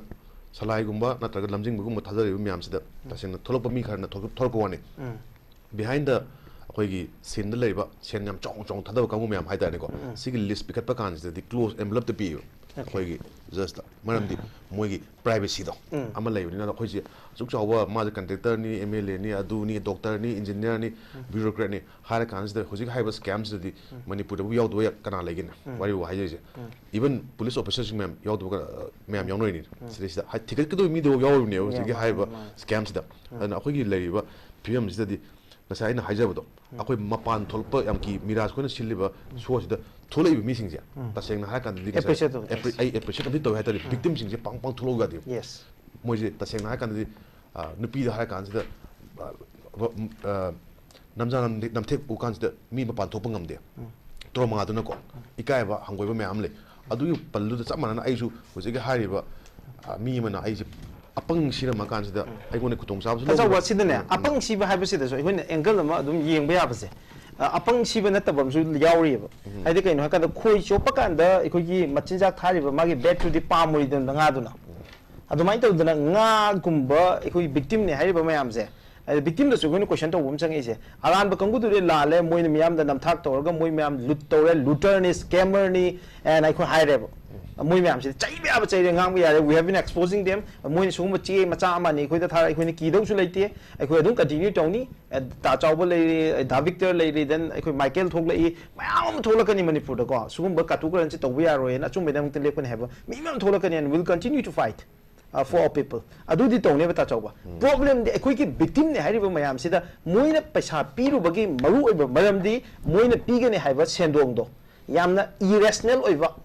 aduga convincing oidaba mathong maram khangdaba yam easy mani khara pamba du madi ekoi ki victim sing da su yaudabra haiba wahang jine ba ko ai yawi natra yaudi haiba de nate but yaudabra haiba gi wafam du di wahang moi leita chawba kare haiba पैसाबू लेमना फंगबा है भाई suitcase लंबी ताम तागदी खलीब me ma'am आई सामक यौरबनी कहीं तागदी सेंदुद तसेंग मी की dream अमा ले आई ड्रीम से मीन मैनिपुलेट तब है बाय ऑफरिंग मिराजना अखोई सुटकेस फंगनी है अगर खनब वायनी सुटकेस मैम मांग थमदोने फॉर एग्जांपल लैम्बोर्गिनी की थौब नुपा माइकेल मोयरांगदो लुपा लिंग अनी चपी बदन तौर मैम से उट्ल कानसे उट चाइदोने बट पीपल हाइजब फाइनेंशियल नॉलेज यौदब अखोई परसेंटेज है 3% क्या चाहे 5% क्या चाहे है खंगदब कांगूसिंगदी ए इजी मनी ने सी नुपासना है चुम्मे मादी आई नकनब मी अमनी मासे आई मरी मतामनी आई फ्रेंड अमनी आई रिलेटिव अमनी और आई बेस्ट फ्रेंड अमनी हारे कांसिदा अदु गुलिबल ओइब पोतुदा ngасai khongthang gi change ludune suitcase lamudune suitcase hangdokpa yarodo suitcase mo odune tasena hai kanadi but nang huji haiba suitcase za manana bai nang ngu yolro mi amada ko nang thajab mi amda mirasa ngu yol toine to desong ai ju mirasa na si ma su kano ni sini yam thoro gentleman ni like hela chu hebun pa mani ma ne ngu na ke sit to da fare ta ai ju sa pa ra ge miras tawar si lela se suitcase ngu nong sina tu nang tu mai mathang sina jagi poki wai ne but मोइन तोइसना मीगी innocence मीगी gullibility अदुगु but at least चुम खदि याव हाइ तागदि सेन पामदब मी तागदि लाइनिंग लेखरने को सेन मी वेन पोमनिना सेन पामे चंगदब यादे अदु ग्रीडीनेस पोट अम याव को ग्रीडीनेस पोट दि मी मतुंग सु लेरमनि लोइनम किदा हाइबदि यापन दि कना मी खुदिम सोइदब कना लेगेने नत्रो नहान हुजि हाइबा कांगजम करनि मासु हाइजोरि दि आई सोइग्रे मपाय आई लेजे जीपे गी कनो म्याम लेरि अदगि मी पुथो अकांसि सिनब म्याम लेरि वरि वन हाइजे अदमाई तो माई मागी आर्ट अमा ओइबा आर्टिस्ट हाइ ताने मोइ कोन आर्ट हाइ ताने आर्टिस्ट ने सेंग हाइ कादे अद सिनेमा दा खोइने यिंग नुपा दो खोइ मैते मणिपुर म्याम माक्तसु हानदि मयांग सिंग तोरमी हुजिना मैते मसेन तोरे मणिपुरी मसेन तोरे यस अखोइ मसेन लुटोंनबगी अखोइ मसेन लुटोंनबगी फिल्म ने आई मरक सिंग ताचौदं लाक्सगे ताचौबदा लाक्सनिंग बजे अखोइगी हाउगिबो निमित खरनि सिदगी वायरल ओइरिबा कंटेंट म्यामसे मपुंग ओइना मसिगी स्कैमर ने हाइरिबा म्यामसिगी विक्टिम म्यामसिना थोलइबा मोइगी टेस्टिमोनी म्याम अदगी देन सि म्यामसि उबा कांदा ताचौबा कमाइन अखोइगी सोसाइटी की मागी बिहेवियरल ऑर्डर से कमाइन येंगे ताचौबा अखोइगी पीपल्स की माइंडसेट मागी मेंटालिटी से कमाइन येंगे अखोइ यामना सिदा लाइबक थिबा पोड मखक्ति अतैगा खितन खेनबा मोंगदा यामना मसिना मागी near and dear nearest of the dearest ngakta oina masida involve to hollambagi podam khati masi thengnai masi am laibak thibane but otherwise ngasagi testimony da piriba kamaina masida involve to ribano kholubono haibana chingba mayam si moina piriba version sing chi yeng panda ekhogi whole society ji kamaina ta chawno ui ꯑꯩꯈꯣꯏꯒꯤ ꯍꯧꯖꯤꯛ ꯕꯤꯛꯇꯔꯅꯁꯨ ꯍꯥꯏꯕꯤꯈ꯭ꯔꯦꯀꯣ ꯀꯩꯅꯣꯁꯨ ꯃꯥꯏꯀꯦꯜꯅꯁꯨ ꯍꯥꯏꯈ꯭ꯔꯦ ꯀꯩꯅꯣꯁꯨ ꯍꯥꯏꯈ꯭ꯔꯦ ꯑꯗꯣ ꯑꯩꯈꯣꯏꯒꯤ ꯂꯩꯕꯥꯛꯁꯤ ꯇꯁꯦꯡꯅ ꯍꯥꯏꯔ ꯀꯥꯟꯗꯗꯤ ꯋꯤ ꯑꯥꯔ ꯑꯦꯟ ꯑꯦꯒ꯭ꯔꯦꯔꯤꯌꯟ ꯑꯩꯈꯣꯏꯒꯤ ꯂꯧꯃꯤꯅ ꯌꯥꯝꯕ ꯑꯗꯨꯒꯨꯝꯕ ꯂꯝ ꯑꯃꯅꯦ ꯁꯨꯔ ꯆꯥꯔꯕ ꯅꯣꯡꯃ ꯆꯥꯕ ꯅꯠꯇ꯭ꯔꯥ 49 ꯃꯇꯨꯡꯗꯗꯤ ꯏꯟꯗꯤꯌꯥꯗ ꯌꯥꯎꯔꯦ ꯑꯗꯨꯒꯤ ꯃꯇꯨꯡꯗꯗꯤ ꯑꯩꯈꯣꯏꯒꯤ ꯂꯥꯛꯏꯕ 1972ꯗꯅꯦꯕ ꯁ꯭ꯇꯦꯠꯍꯨꯗ ꯐꯪꯉꯤꯁꯦ ꯃꯅꯤꯄꯨꯔꯅ ꯁ꯭ꯇꯦꯠꯍꯨꯗ ꯐꯪꯉꯤꯁꯦ 70ꯗ ꯁ꯭ꯇꯦꯠꯍꯨꯗ ꯐꯪꯕ ꯃꯇꯨꯡꯁꯤꯗ ꯃꯥꯒꯤ ꯃꯦꯀꯥꯅꯤꯖꯝ ꯃꯌꯥꯝ ꯌꯥꯎꯔ ꯂꯥꯛꯏꯅꯤ ꯁꯤꯗ ꯍꯥꯟꯅꯗꯤ ꯄꯥꯔꯠ ꯁꯤ ꯁ꯭ꯇꯦꯠ ꯑꯣꯏꯅꯃꯤꯅꯦ ꯑꯗꯨꯅ ꯃꯤꯌꯥꯝꯒꯤ ꯐꯥꯏꯅꯥꯟꯁꯤꯌꯦꯜ ꯂꯤꯇꯔꯦꯁꯤꯁꯦ ꯇꯁꯦꯡꯅ ꯍꯥꯏ ꯀꯥꯟꯗꯗꯤ ꯑꯩꯈꯣꯏꯁꯨ ꯂꯥꯏꯔꯤꯛ ꯇꯝꯃꯛꯄ ꯍꯥꯏꯁꯦ ꯃꯇꯝꯗꯨꯗꯗꯤ ꯃꯦꯇ꯭ꯔꯤꯛ ꯑꯃ ꯄꯥꯁ ꯇꯧꯔꯦ ꯍꯥꯏ ꯇꯥꯔꯒꯗꯤ ꯃꯤ ꯂꯥꯏꯔꯤꯛ ꯍꯩꯕ ꯆꯤꯡꯉꯤ ꯅꯠꯇ꯭ꯔꯥ ꯍꯧꯖꯤꯛꯀꯤ ꯑꯩꯈꯣꯏ ꯉꯔꯥꯡ ꯅꯍꯥꯟꯗ ꯉꯥꯏꯔꯤꯕ ꯃꯣꯕꯥꯏꯜ ꯐꯣꯟ ꯊꯣꯛꯂꯛꯏꯕ ꯑꯩꯈꯣꯏꯅ ꯁꯤꯁꯦ ꯋꯥꯆꯦꯞꯇ ꯊꯥꯅꯕ ꯈꯣꯠꯅꯕ ꯇꯧꯕ ꯌꯥꯔꯤꯕ ꯃꯌꯥꯝꯁꯤꯡꯁꯦ ꯀꯨꯏꯗ꯭ꯔꯤꯕ ꯋꯥꯔꯤ ꯉꯥꯛꯇꯅꯦꯕ ꯃꯇꯝꯗꯨꯗꯤ ꯀꯩ ꯂꯩꯒꯦ ꯍꯥꯏ ꯀꯥꯟꯗꯗꯤ ꯑꯣꯡꯂꯤ ꯔꯦꯗꯤꯑꯣ ꯈꯕꯔ ꯑꯗꯣ ꯐꯥꯏꯅꯥꯟꯁꯤꯌꯦꯜ ꯑꯣꯏꯕ ꯂꯤꯇꯔꯦꯁꯤ ꯕꯦꯡꯀꯤꯡ ꯍꯥꯏꯁꯤꯅ ꯀꯔꯤꯅꯣ ꯑꯗꯩ ꯄꯥꯔꯁꯦꯟꯇꯦꯖ ꯍꯥꯏꯕꯁꯤꯅ ꯀꯌꯥꯅꯣ ꯑꯗꯒꯤ ꯗꯤꯄꯣꯖꯤꯠ ꯇꯧꯕ ꯍꯥꯏꯁꯤꯅ ꯀꯔꯤꯅꯣ ꯍꯥꯏꯕꯁꯤ ꯑꯩꯈꯣꯏꯗ ꯌꯥꯝꯅ ꯀꯩꯅꯣ ꯇꯧꯕ ꯅꯧꯅ ꯊꯣꯛꯄ ꯄꯣꯠ ꯑꯃꯗꯤ ꯑꯣꯏꯔꯤꯕ ꯃꯔꯝꯗꯤ ꯑꯩꯈꯣꯏꯒꯤ ꯃꯅꯤꯄꯨꯔꯒꯤ ꯃꯥꯔꯀꯦꯠꯁꯤ ꯌꯦꯡꯕꯤꯌꯨꯅꯦ ꯀꯅꯥꯅ ꯄꯥꯏꯒꯦꯅ ꯃꯣꯁ ꯑꯣꯐ ꯗꯦꯝ ꯑꯦꯠꯂꯤꯁ 70% ꯑꯗꯨꯝ ꯀꯩꯅꯣꯅ ꯄꯥꯏꯔꯝꯒꯅꯦꯕ ꯅꯟ ꯃꯅꯤꯄꯨꯔꯤꯁꯤꯡꯅ ꯄꯥꯏꯔꯝꯒꯅꯦꯕ ꯑꯃꯗ ꯍꯥꯏ ꯀꯥꯟꯗꯀꯣ ꯑꯗꯨꯅ ꯐꯥꯏꯅꯥꯟꯁꯤꯌꯦꯜꯒꯤ ꯑꯣꯏꯕ ꯑꯩꯈꯣꯏ ꯀꯩꯅꯣꯗ ꯈꯪꯗꯦ ꯄꯣꯠ ꯃꯃꯜ ꯇꯥꯡꯉꯦ ꯇꯤꯜꯍꯧꯒꯤ ꯃꯃꯜ ꯇꯥꯡꯉꯦ ꯀꯩꯁꯨ ꯍꯥꯏꯔꯛꯑꯔꯣꯏꯀꯣ ꯑꯗꯨꯅ ꯍꯧꯖꯤꯛꯀꯤ ꯑꯩꯅ ꯁꯨꯝ ꯊꯤꯖꯔꯛꯄ ꯀꯥꯟꯗꯗꯤ 2006-7 ꯁ꯭ꯋꯥꯏꯁꯤꯗꯒꯤ ꯍꯧꯖꯤꯛꯀꯤ ꯀꯗꯔ ꯇꯧꯔꯤꯕ ꯀꯥꯡꯕꯨꯁꯤꯡꯁꯤ ꯃꯊꯪ ꯁꯨꯝ ꯇꯧꯔ ꯆꯠꯈ꯭ꯔ ꯀꯥꯟꯁꯤꯗ ꯂꯣꯏ ꯆꯦꯟꯈꯤꯕ ꯑꯗꯣ ꯑꯩꯉꯣꯟꯗ ꯊꯦꯡꯅꯔꯛꯄ ꯀꯥꯟꯗꯗꯤ ꯗꯤꯄꯣꯖꯤꯇꯔꯁꯤꯡ ꯏꯟꯚꯦꯁꯇꯔꯁꯤꯡꯗꯨ ꯋꯥꯍꯧꯋꯦꯕꯀꯣ ꯆꯞ ꯃꯥꯟꯅꯩ ꯍꯧꯖꯤꯛꯀꯤ ꯍꯥꯏꯔꯤꯕ ꯀꯩꯅꯣ ꯃꯥꯏꯀꯦꯜꯅ ꯍꯥꯏꯔꯤꯁꯦ ꯑꯩꯈꯣꯏꯒꯤ ꯖꯣꯏꯆꯥꯟ ꯁꯦꯟ ꯇꯤꯚꯤꯅ ꯍꯥꯏꯔꯤꯁꯦ ꯑꯩꯉꯣꯟꯗ ꯐꯣꯟ ꯀꯣꯜ ꯑꯃ ꯂꯥꯛꯑꯦ ꯃꯇꯝꯗꯨꯗꯀꯣ ꯐꯣꯟ ꯀꯣꯜ ꯑꯃ ꯂꯥꯛꯀꯥꯟꯁꯤꯗ ꯁꯤꯅꯤ ꯁꯨꯃꯥꯏꯅ ꯇꯧꯅ ꯑꯩꯈꯣꯏ ꯁꯨꯃꯥꯏꯅ ꯇꯧꯔꯦ ꯈꯣꯠꯂꯦ ꯍꯥꯏ ꯀꯥꯟꯁꯤꯗ ꯑꯩꯅ ꯖꯣꯏꯆꯥꯟ ꯅꯪ ꯁꯤꯒꯤ ꯍꯥꯏꯔꯤꯕ ꯊꯕꯛꯁꯦ ꯑꯝꯇꯪ ꯁꯦꯟ ꯇꯤꯚꯤꯒꯤꯗ ꯑꯝꯇꯪ ꯀꯩꯅꯣ ꯇꯧꯁꯤ ꯈꯣꯠꯁꯤ ꯍꯥꯏ ꯇꯥꯟꯅꯔ ꯀꯥꯟꯁꯤꯗ ꯃꯥꯅ ꯇꯧꯔꯀꯥꯟꯗ ꯑꯣꯔꯒꯅꯥꯏꯁ ꯇꯧꯔꯀꯥꯟꯗ ꯑꯩꯈꯣꯏ ꯃꯥꯏꯀꯦꯜ ꯈꯣꯏ ꯂꯥꯛꯏꯕ ꯑꯗꯒꯤ ꯂꯩꯅ ꯃꯌꯥꯝ ꯑꯃ ꯑꯩꯈꯣꯏꯒꯤ ꯇ꯭ꯔꯥꯏ ꯇꯧꯔꯤꯕ ꯑꯗꯨ ꯍꯧꯖꯤꯛꯇꯤ ꯑꯩꯈꯣꯏꯒꯤ ꯑꯦꯗꯚꯣꯀꯦꯠꯁꯨ ꯍꯥꯏꯕꯤꯈ꯭ꯔꯦ ꯇꯣꯉꯥꯟꯕ ꯁꯤꯁꯇꯦꯝ ꯈꯔꯗꯤ ꯂꯩ ꯕꯠ ꯃꯅꯤꯄꯨꯔꯗ ꯂꯩꯔꯤꯕ ꯕꯦꯅꯤꯡ ꯑꯣꯐ ꯑꯟꯔꯦꯒꯨꯂꯦꯇꯦꯠ ꯗꯤꯄꯣꯖꯤꯠ ꯁ꯭ꯀꯤꯝ ꯍꯥꯏꯕꯁꯦ ꯑꯩꯈꯣꯏꯅ ꯑꯦꯛꯁꯄꯣꯖ ꯇꯧꯕ ꯍꯧꯔꯀꯥꯟꯗ ꯁꯤ ꯂꯩꯔꯝꯗꯦꯕ ꯑꯗꯨꯗꯤ ꯀꯩꯗꯧꯗꯣꯏꯕ ꯀꯔꯥꯏ ꯆꯠꯀꯅꯤ ꯀꯅꯥ ꯆꯠꯂ ꯊꯤꯔꯨꯗꯣꯏꯕ ꯆꯦꯟꯈ꯭ꯔꯤ ꯅꯨꯄꯥꯗꯣ ꯃꯅꯤꯄꯨꯔꯒꯤ ꯄꯨꯂꯤꯁꯀꯤ ꯂꯩꯔꯤꯕ ꯐꯤꯕꯝꯁꯤꯅꯗꯤ ꯉꯁꯥꯏ ꯍꯥꯏꯕꯤꯈ꯭ꯔꯦ ꯆꯠꯂꯤꯕ ꯖꯒꯥ ꯈꯨꯗꯤꯡꯃꯛꯇꯁꯨ ꯑꯩꯈꯣꯏꯒꯤ ꯔꯤꯄꯣꯔꯠ ꯂꯧꯕ ꯇꯟꯕ ꯑꯗꯒꯤ FIR ꯆꯟꯕ ꯅꯨꯡꯉꯥꯏꯇꯕ ꯃꯌꯥꯝ ꯑꯃ ꯌꯥꯎꯋꯦ ꯃꯇꯝꯗ ꯑꯩꯈꯣꯏꯁꯨ ꯀꯣꯛ ꯉꯥꯎꯋꯦ ꯍꯥꯏꯇꯥꯔꯒꯗꯤ ꯗꯤꯄꯣꯖꯤꯇꯔ ꯃꯌꯥꯝꯅ ꯑꯩꯈꯣꯏ ꯉꯥꯛꯇ ꯂꯥꯛꯑꯦ ꯑꯦꯗꯚꯥꯏꯁ ꯇꯧꯕꯤꯌꯨ ꯋꯥ ꯉꯥꯡꯕꯤꯌꯨ ꯄ꯭ꯔꯦꯁꯇ ꯋꯥꯔꯤ ꯁꯥꯕ ꯑꯗꯒꯤ ꯀꯩꯅꯣ ꯃꯌꯥꯝ ꯈꯪꯕꯤꯔꯝꯒꯅꯤꯀꯣ ꯑꯗ ꯑꯗꯨꯒꯤ ꯇꯥꯟꯖꯥꯗꯨꯗ ꯑꯩꯈꯣꯏ ꯍꯦꯜꯞꯂꯦꯁ ꯑꯣꯏꯕ 2018ꯗꯗꯤ ꯃꯌꯥꯝ ꯇꯧꯔꯕ ꯃꯇꯨꯡꯗꯅꯤꯀꯣ ꯍꯥꯏꯁꯦ ꯑꯗꯨ 2019ꯗꯗꯤ ꯊꯦꯡ ꯒꯣꯗ ꯈꯤꯇꯪ ꯐꯕ ꯕꯥꯏꯅꯤꯡ ꯑꯣꯐ ꯑꯟꯔꯦꯒꯨꯂꯦꯇꯦꯠ ꯗꯤꯄꯣꯖꯤꯠ ꯁ꯭ꯀꯤꯝ ꯍꯥꯏꯅ ꯑꯃ ꯂꯥꯛꯑꯦ ꯃꯁꯤꯒꯤ ꯑꯦꯛꯁꯤꯅꯗꯤ ꯃꯅꯤꯄꯨꯔꯒꯤ ꯃꯤꯌꯥꯝꯁꯦ ꯀꯟꯕ ꯉꯝꯃꯅꯤ ꯈꯤꯇꯪ ꯐꯒꯗ꯭ꯔꯥ ꯍꯥꯏꯅ ꯈꯜꯂꯨ ꯀꯥꯟꯗꯁꯨ ꯃꯌꯥꯝꯅ ꯁꯤꯗ ꯑꯩꯈꯣꯏꯅ ꯑꯦꯗꯚꯥꯏꯁ ꯇꯧꯕ ꯀꯥꯟꯗ ꯁꯨꯃꯥꯏꯅ ꯑꯅꯧꯕ ꯑꯃ ꯂꯥꯛꯑꯦꯀꯣ ꯂꯝꯖꯤꯡꯕꯒꯤ ꯑꯣꯏꯒꯦꯔꯥ ꯁꯂꯥꯏꯒꯤ ꯑꯣꯏꯒꯦꯔꯥ MDFIꯒꯤ ꯑꯣꯏꯒꯦꯔꯥ ꯕꯤꯖ ꯋꯥꯠꯑꯦꯚꯔ ꯅꯣꯏꯅ ꯇꯧꯔꯤ ꯃꯌꯥꯝꯗꯣ ꯃꯁꯤ ꯃꯈꯥꯁꯦ ꯈꯨꯗꯣꯡꯆꯥꯕ ꯈꯤꯇꯪ ꯂꯧꯕ ꯌꯥꯕ꯭ꯔꯥ ꯌꯦꯡꯁꯦꯅ ꯑꯩꯈꯣꯏꯅ ꯑꯦꯗꯚꯥꯏꯁ ꯇꯧꯔꯀꯥꯟꯁꯤꯗ ꯌꯥꯝ ꯆꯥꯎꯅ ꯑꯗꯨꯒꯤꯗꯣ ꯄ꯭ꯔꯃꯣꯠ ꯇꯧꯖꯒꯦ ꯍꯥꯏꯇꯥꯔꯦ ꯕꯠꯁꯦ ꯑꯗꯣ ꯕꯠꯀꯤꯗ ꯂꯩꯕ ꯐꯥꯏꯜꯁꯦ ꯍꯧꯖꯤꯛꯇꯤ ꯑꯗꯨꯝ ꯌꯥꯝꯃꯒ ꯑꯗꯨꯝ ꯊꯕꯛꯇꯤ ꯑꯃꯨꯛ ꯑꯣꯟꯊꯣꯛꯇꯦꯕ ꯀꯩꯒꯤꯅꯣ ꯕꯁꯇ ꯂꯩꯔꯤꯕ ꯃꯤꯁꯤꯡꯁꯤꯅ ꯑꯃꯨꯛ ꯀꯃꯥꯏꯅ ꯇꯧꯗꯅꯣ ꯗ ꯋꯦ ꯐꯣꯔꯋꯥꯔꯗꯁꯦ ꯀꯃꯥꯏꯅ ꯆꯠꯀꯗꯒꯦ ꯍꯥꯏꯁꯤꯁꯨ ꯒ꯭ꯌꯥꯟ ꯇꯥꯗ꯭ꯔꯤꯔꯥ ꯅꯠꯇ꯭ꯔꯒ ꯇꯜꯂꯤꯔꯥ ꯅꯠꯇ꯭ꯔꯒ ꯉꯥꯏꯈꯣ ꯍꯥꯏꯅ ꯍꯥꯏꯔꯤꯕ꯭ꯔꯥ ꯃꯁꯤꯒꯤꯁꯦ ꯑꯩꯈꯣꯏꯒꯤ ꯐ꯭ꯔꯤꯖꯗ ꯊꯝꯈ꯭ꯔꯦꯕ ꯍꯧꯖꯤꯛꯀꯤ ꯂꯩꯔꯤꯕ ꯀꯝꯄ꯭ꯂꯦꯟ ꯃꯌꯥꯝꯁꯦ ꯑꯗꯨ ꯇꯥꯔꯒꯗꯤ ꯑꯦꯛ ꯏꯠꯁꯦꯜꯐ ꯁꯤ ꯇꯁꯦꯡꯅ ꯍꯥꯏ ꯀꯥꯟꯗ ꯆꯠꯅ ꯇꯥꯔꯒꯁꯨ ꯃꯥꯒꯤ ꯃꯌꯥꯗꯨꯗꯤ ꯍꯥꯞꯇ꯭ꯔꯦꯕ ꯑꯗꯨ ꯇꯥꯔꯒꯗꯤ ꯒꯣꯚꯔꯟꯃꯦꯟꯠꯅ ꯃꯥꯒꯤ ꯂꯥꯏꯕꯤꯂꯤꯇꯤ ꯑꯃꯗꯤ ꯂꯩ ꯃꯔꯝꯗꯤ two protect the interest of the public ꯑꯗꯨꯒꯤ ꯄꯕ꯭ꯂꯤꯛꯇꯨꯒꯤ ꯏꯟꯇꯔꯦꯁꯇꯨ ꯄꯕ꯭ꯂꯤꯛ ꯄ꯭ꯔꯣꯇꯦꯛ ꯇꯧꯅꯕ ꯍꯣꯠꯅꯕ ꯑꯦꯛꯇꯣ ꯃꯗꯨꯏꯗ ꯆꯂꯥꯏꯍꯟꯕ ꯇꯥꯔꯒꯗꯤ ꯑꯩ ꯌꯥꯝ ꯀꯟꯅ ꯍꯥꯏꯖꯔꯨꯔꯦꯀꯣ ꯍꯧꯖꯤꯛ ꯂꯩꯔꯤꯕ ꯐꯤꯕꯝꯁꯤꯗ ꯍꯥꯏꯕ ꯇꯥꯔꯒꯗꯤ ꯕꯠ ꯃꯇꯝꯁꯤꯗꯒꯤꯗꯤ ꯑꯩꯈꯣꯏꯅ ꯁꯨꯝ ꯎꯔꯛꯄ ꯀꯥꯟꯗ ꯍꯣꯁꯀꯤ ꯀꯣꯏꯁꯟꯗ ꯎ ꯀꯥꯟꯗꯗꯤ ꯑꯩꯈꯣꯏ ꯃꯩꯇꯩꯒꯤ ꯂꯩꯔꯤꯕ ꯄ꯭ꯂꯁ ꯑꯩꯈꯣꯏ ꯂꯩꯔꯤꯕ ꯇꯣꯉꯥꯟꯕ ꯀꯝꯃꯨꯅꯤꯇꯤꯁꯤꯡꯁꯤꯗ ꯉꯁꯥꯏꯒꯤ ꯐꯥꯏꯅꯥꯟꯁꯤꯌꯦꯜ ꯅꯣꯂꯦꯖ ꯑꯃ ꯈꯤꯇꯪ ꯋꯥꯠꯂꯦꯀꯣ ꯅꯝꯕꯔ 1 ꯑꯗꯨꯒꯤ ꯃꯊꯛꯇ ꯄ꯭ꯔꯣꯕ꯭ꯂꯦꯝꯁꯦ ꯀꯩꯅꯣ ꯏꯃꯣꯁꯟꯗ ꯉꯥꯛꯇꯪ ꯁꯤꯒꯤ ꯑꯉꯥꯡꯁꯦ ꯁꯨꯃꯥꯏꯅ ꯍꯥꯏꯕꯤꯔꯦ ꯃꯌꯥꯝ ꯃꯁꯤ ꯅꯨꯄꯥꯁꯦ ꯑꯗꯨ ꯇꯧꯕꯀꯣ ꯑꯗ ꯀꯩꯅꯣ ꯁꯦꯟ ꯈꯔ ꯐꯪꯅꯤ ꯍꯥꯏ ꯑꯗ ꯑꯩꯈꯣꯏ ꯃꯌꯥꯝ ꯄꯨꯂꯞ ꯆꯪꯍꯟꯕꯒꯨꯝꯕ ꯑꯗ ꯁꯤꯃ ꯁꯣꯏꯔꯝꯃꯦ ꯍꯥꯏ ꯀꯥꯟꯗ ꯑꯩꯈꯣꯏ ꯀꯣꯟꯅ ꯑꯍꯥꯟꯕꯗꯗꯤ ꯂꯥꯜꯂꯦꯅ ꯆꯪꯉꯀꯥꯟꯁꯤꯗ ꯀꯣꯟꯅꯗꯤ ꯆꯨꯝ ꯂꯩꯔꯝꯕꯒꯨꯝꯕꯀꯣ ꯑꯗ ꯉꯥꯛꯇꯒꯤ ꯏꯃꯣꯁꯟꯁꯤꯗ ꯑꯩꯈꯣꯏꯅ ꯑꯦꯛ ꯇꯧꯕꯁꯦ ꯑꯩꯒꯤ ꯐꯦꯃꯤꯂꯤ ꯃꯦꯝꯕꯔꯁꯨ ꯌꯥꯎꯏ ꯀꯩꯅꯣ ꯇꯁꯦꯡꯅ ꯍꯥꯏ ꯀꯥꯟꯗ ꯍꯧꯖꯤꯛ ꯍꯥꯏꯔꯤꯕ ꯁ꯭ꯀꯦꯝ ꯃꯌꯥꯝ ꯑꯃ ꯑꯗꯨꯕꯨ ꯃꯣꯏꯕꯨ ꯌꯥꯎꯅ ꯇꯧꯔꯝꯃꯦꯕ ꯑꯩ ꯏꯁꯥꯒꯤ ꯐꯦꯃꯤꯂꯤꯁꯦ ꯑꯩ ꯏꯁꯥꯒꯤ ꯐꯦꯃꯤꯂꯤꯗꯕꯨ ꯍꯥꯟꯅ ꯑꯍꯥꯟꯕ ꯍꯧꯔꯛꯄ ꯀꯥꯟꯁꯤꯗ ꯑꯩꯅꯗꯤ ꯍꯥꯏꯅꯩꯅꯦ ꯑꯩꯈꯣꯏ ꯕꯦꯇꯔ ꯍꯥꯞꯁꯤꯗꯀꯣ ꯃꯁꯤꯁꯦ ꯑꯝꯇ ꯉꯥꯏꯈꯣꯅ ꯃꯣꯏꯕꯨ ꯌꯥꯎꯅ ꯑꯩꯈꯣꯏꯒꯤ ꯐꯦꯃꯤꯂꯤ ꯃꯦꯝꯕꯔꯁꯤꯡꯁꯤꯗꯒꯤ ꯌꯥꯎꯔꯤꯕ ꯄꯣꯠ ꯉꯥꯛꯇꯅꯦꯕ ꯑꯩꯒꯤ ꯅꯨꯄꯤꯒ ꯃꯇꯝꯗꯨꯗ ꯈꯟꯅꯔꯤꯅꯦ ꯁꯤꯗ ꯈꯟꯅꯕ ꯍꯥꯏꯕꯗꯤ ꯅꯪꯅ ꯇꯧꯕꯤꯁꯤ ꯀꯩꯅꯣ ꯁꯣꯝꯗ ꯑꯩꯅ ꯄꯥꯎ ꯏꯔꯤ ꯅꯪꯅ ꯁꯣꯝꯗ ꯑꯗꯨ ꯈꯣꯝ ꯆꯠꯂꯒꯗꯤ ꯑꯗꯦ ꯇꯥꯖꯧꯕ ꯁꯤꯒꯤ ꯐ꯭ꯔꯣꯗ ꯑꯦꯛꯇꯤꯚꯤꯇꯤꯁ ꯑꯩꯈꯣꯏꯗꯁꯨ ꯑꯗꯨꯝ ꯑꯦꯠꯂꯤꯁ ꯌꯥꯎꯔꯨꯗꯕꯗꯨꯅ ꯇꯣꯉꯥꯟꯕ ꯑꯃꯅꯤ ꯑꯦꯄ꯭ꯔꯣꯆ ꯇꯧꯔꯛꯇꯕꯗꯤ ꯅꯠꯇꯦꯕ ꯑꯃ ꯐꯥꯎꯗ ꯑꯗꯨꯝ ꯑꯦꯄ꯭ꯔꯣꯆꯁꯦ ꯑꯩꯈꯣꯏꯒꯤ ꯅꯤꯌꯔ ꯑꯦꯟ ꯗꯤꯌꯔ ꯋꯟꯁ ꯃꯌꯥꯝꯅ ꯑꯗꯨꯝ ꯇꯧꯔꯤꯅꯦꯕ ꯇꯥꯖꯧꯕꯗꯁꯨ ꯑꯩ ꯅꯨꯄꯤꯗ ꯑꯦꯄ꯭ꯔꯣꯆ ꯇꯧꯕ ꯍꯥꯏꯁꯤ ꯁꯣꯝꯗ ꯑꯩꯅ ꯄꯥꯎ ꯏꯔꯤꯅꯤ ꯅꯠꯇ꯭ꯔꯥ ꯕꯠ ꯃꯉꯣꯟꯗꯗꯤ ꯌꯥꯎꯍꯟꯅꯕ ꯇꯧꯔꯤꯅꯦꯕ ꯌꯥꯎꯔꯝꯃꯤꯅꯦꯕ ꯁꯣꯝꯗ ꯑꯩꯅ ꯄꯥꯎ ꯏꯔꯦ ꯁꯣꯝꯗ ꯃꯥꯅ ꯃꯌꯥꯝꯒꯤ ꯃꯤꯇꯤꯡ ꯍꯥꯏꯐꯦꯠ ꯆꯠꯄ ꯈꯣꯠꯄ ꯌꯥꯎꯔꯀꯥꯟꯗ ꯀꯩꯅꯣ ꯇꯧꯔꯤꯁꯦ ꯌꯥꯝꯅ ꯅꯣꯛꯅꯤꯡ ꯋꯥꯔꯤ ꯈꯔꯁꯨ ꯂꯩ ꯏꯟꯖꯥꯡ ꯌꯥꯝ ꯍꯥꯎꯈꯤꯗꯕ ꯃꯇꯝ ꯌꯥꯝ ꯌꯥꯎꯈ꯭ꯔꯦ ꯍꯥꯏꯇꯥꯔꯦꯀꯣ ꯑꯣꯀꯦ ꯑꯗꯨꯗꯒꯤ ꯑꯣꯀꯦ ꯑꯩ ꯃꯊꯪ ꯃꯥꯏꯀꯦꯜꯗ ꯑꯃꯨꯛ ꯂꯥꯛꯆꯒꯦ ꯌꯥꯝ ꯅꯨꯡꯉꯥꯏ ꯇꯥꯖꯧꯕꯒꯤ ꯌꯥꯝ ꯅꯨꯡꯉꯥꯏꯕ ꯋꯥꯔꯤ ꯃꯌꯥꯝ ꯂꯩꯔꯤ ꯇꯥꯖꯧꯕꯗ ꯑꯔꯣꯏꯕ ꯋꯥꯍꯪ ꯂꯥꯛꯆꯒꯦ ꯇꯥꯖꯧꯕ ꯑꯩꯈꯣꯏꯅ ꯁꯨꯝ ꯎꯕꯁꯦ ꯁ꯭ꯇꯥꯔꯇꯤꯡ ꯐ꯭ꯔꯣꯝ ꯄꯥꯕ꯭ꯂꯣ ꯁ꯭ꯀꯣꯕꯥꯔ ꯀꯣ ꯋꯥꯔꯜꯒꯤ ꯅꯝꯕꯔ 1 ꯗ꯭ꯔꯒ ꯀꯥꯔꯇꯦꯜ ꯔꯟ ꯇꯧꯕ ꯅꯨꯄꯥꯅꯦꯕ but he projected an image as a hero ꯃꯤꯌꯥꯝꯒꯤ ꯊꯕꯛ ꯌꯥꯝ ꯇꯧꯕ ꯃꯤꯌꯥꯝꯗ ꯃꯇꯦꯡ ꯌꯥꯝ ꯄꯥꯡꯕ ꯃꯥꯅ ꯇꯥꯜꯂꯤꯕ ꯄꯩꯁꯥꯗꯨꯒꯤ ꯖꯁ 1% ꯐꯥꯎ ꯅꯠꯇꯕ ꯂꯤꯁꯤꯡ ꯑꯃꯈꯛ ꯃꯌꯥꯝꯒꯤꯗꯃꯛ ꯆꯥꯏꯊꯣꯛꯑꯒ ꯃꯥꯒꯤ ꯏꯃꯦꯖ ꯑꯃ ꯌꯥꯝꯅ ꯄ꯭ꯔꯣ ꯄꯤꯄꯜ ꯑꯣꯏꯕ ꯏꯃꯦꯖ ꯑꯃ ꯁꯦꯝꯃꯦꯕꯀꯣ ꯂꯦꯠꯁ ꯂꯨꯛ ꯑꯦꯠ ꯕꯤꯔꯥꯄꯟ ꯑꯒꯦꯟ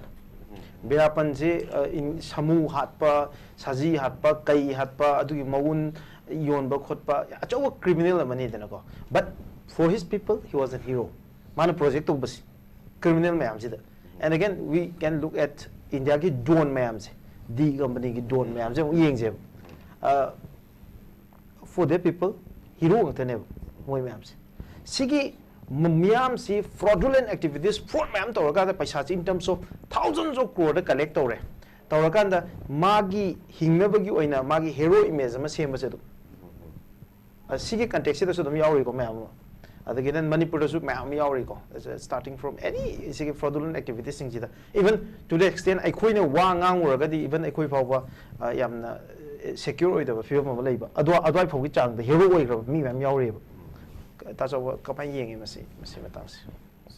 ꯑꯩꯈꯣꯏꯒꯤ ꯃꯤꯑꯣꯏꯕ ꯑꯃꯒꯤ ꯄꯨꯟꯁꯤꯗꯀꯣ ꯑꯩꯅ ꯈꯟꯖꯕꯗꯗꯤ ꯑꯥꯏꯗꯔ ꯅꯪ ꯐꯠ ꯂꯣꯏꯔꯦ ꯍꯥꯏꯔꯒꯅꯅꯦ ꯐꯖꯅ ꯐꯠꯇꯕꯗ ꯆꯠꯄꯤꯈ꯭ꯔꯣ ꯁꯤꯅꯤ ꯅꯠꯇ꯭ꯔꯒ ꯅꯥꯈꯩ ꯁꯦꯡꯅ ꯐꯠꯄꯤꯈ꯭ꯔ ꯕꯦꯠꯇ ꯑꯗꯨꯒ ꯍꯤꯁꯇ꯭ꯔꯤꯅꯁꯨ ꯑꯗꯨꯝ